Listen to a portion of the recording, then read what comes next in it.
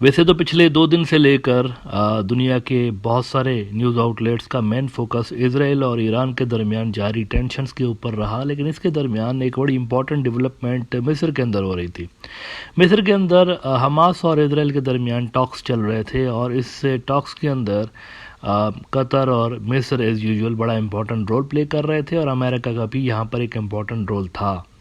अब इसमें हमास ने इजराइल के सीज़ फायर के प्रपोज़ल को आज थोड़ी देर पहले एक मरतबा फिर से रद्द कर दिया है और उसके रद्द करने की इम्पोर्टेंट एक वजह है। वो वजह क्या है, इस पर मैं थोड़ी देर में बात करता हूँ। पहले आप ज़रा रेफरेंस देख लें इजरायली मीडिया से। i24 न्यूज़ इसराइल का बड़ा चैनल है, इन्होंने इस पर रिपोर्ट किया हुआ है कि Hamas rejects Israel's latest hostage release proposal.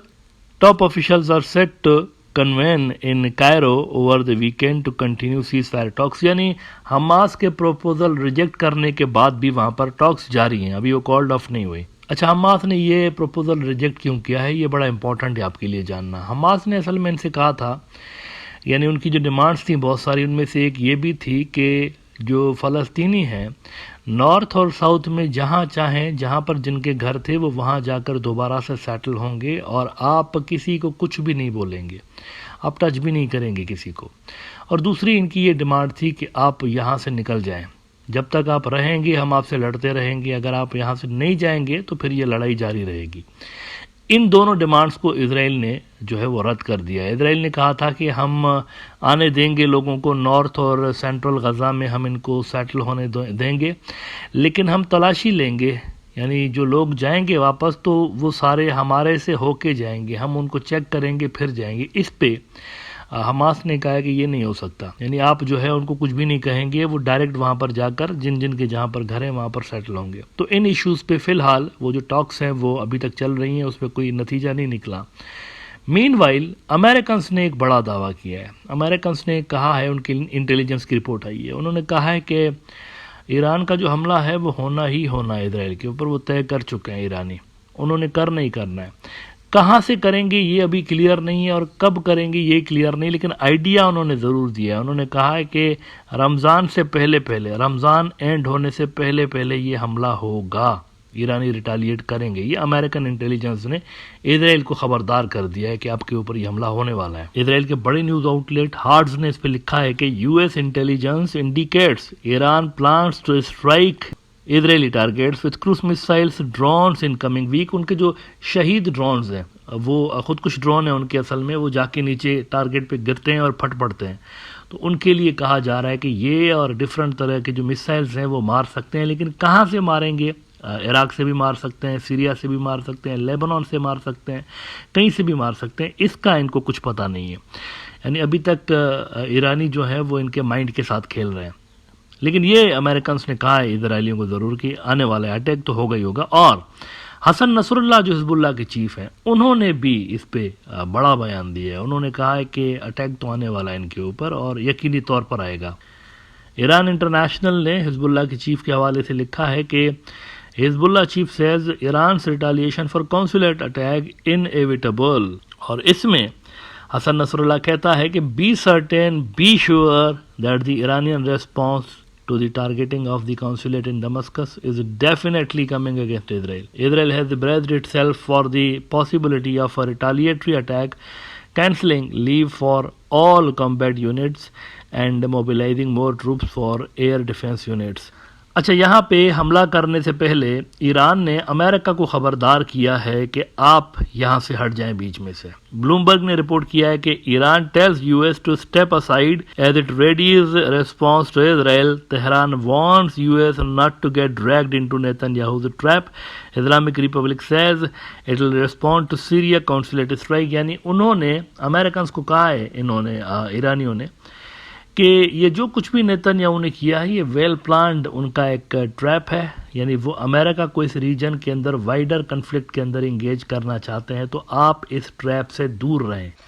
अच्छा, वैसे आज कुछ देर पहले एक और इम्पॉर्टेंट डेवलपमेंट यहाँ पर हुई है गज़ा वॉर के हवाले से।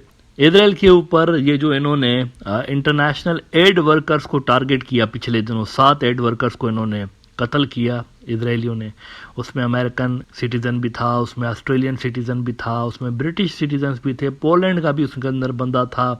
ان کو انہوں نے اسرائیلیوں نے مارا ہے اور اس پہ اتنا زیادہ ان کے اوپر پریشر آیا. اب ذرا اندازہ لگائیں کہ 7 بندوں کے قتل ہونے سے, کیونکہ وہ امریکن اور ان ملکوں سے تھے, تو اتنا زیادہ ان کے اوپر دباؤ آیا ہے کہ انہوں نے اپنے جو فوج کے اعلیٰ آفیسرز تھے 2 ان کو اسرائیل نے برطرف کر دیا ہے, سسپینڈ کر دیا ہے, اور ہو سکتا ہے کہ ان کو سزا بھی دے دی جائے کیونکہ پریشر بہت زیادہ ان کے اوپر ڈیولپ ہو چکا ہے.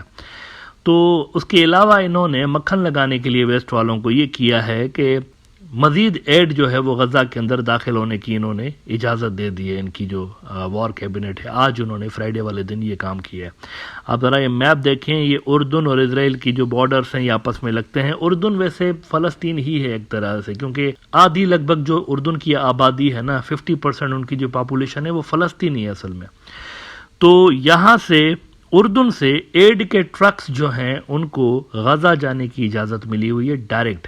صرف ایک جگہ پہ یہ رکیں گی. اگر آپ اس میپ میں دیکھیں تو یہ پوری کی پوری نیچے جو اسرائیل کا بارڈر ہے نا ایجپٹ کے ساتھ جو لگتا ہے, اس میں وہ جو آخری کونا ہے جہاں پر غزہ اسٹرپ شروع ہوتی ہے, اس کونے پہ اصل میں کریم شالوم کی کراسنگ ہے. اس کراسنگ پہ صرف اردن کی گاڑیاں رکیں گی, ان کے جو ایڈ کے ٹرک رکیں گے, تلاشی ان کی لی جائے گی اور پھر ایڈ کو غزہ کے اندر داخل ہونے کی اجازت دے دی جائے گی. تو یہ آج انہوں نے فیصلہ کیا ہے. ایریز کی کراسنگ بھی غالباً وہ کھول رہے ہیں, دوسری سائڈ سے جو اسرائیل والی سائڈ سے کھلتی ہے اس کے حوالے سے بھی اطلاعات آ رہی ہیں کہ انہوں نے اس کو بھی کھولا ایڈ کے حوالے سے, کیونکہ ویسٹ والے ان سے ناراض تھے کہ آپ ایڈ کو کیوں نہیں اندر وہاں پر جانے دے رہے ہیں. وہ بھی سمجھ گئے تھے کہ یہ کھانے کو as a war weapon use کر رہے ہیں وہاں پر جان بوجھ کے. تو اس پہ وہ ویسے ہی تپے ہوئے تھے, اور اوپر سے یہ جو ورلڈ کچن والوں کے یہ جو انہوں نے بندے مارے ہیں, اس پہ مزید اسرائیل کے اوپر جو ہے وہ ویسٹ کا غصہ بڑھ گیا. اس غصے کو شانت کرنے کے لیے یہ ساری حرکتیں انہوں نے کی ہیں.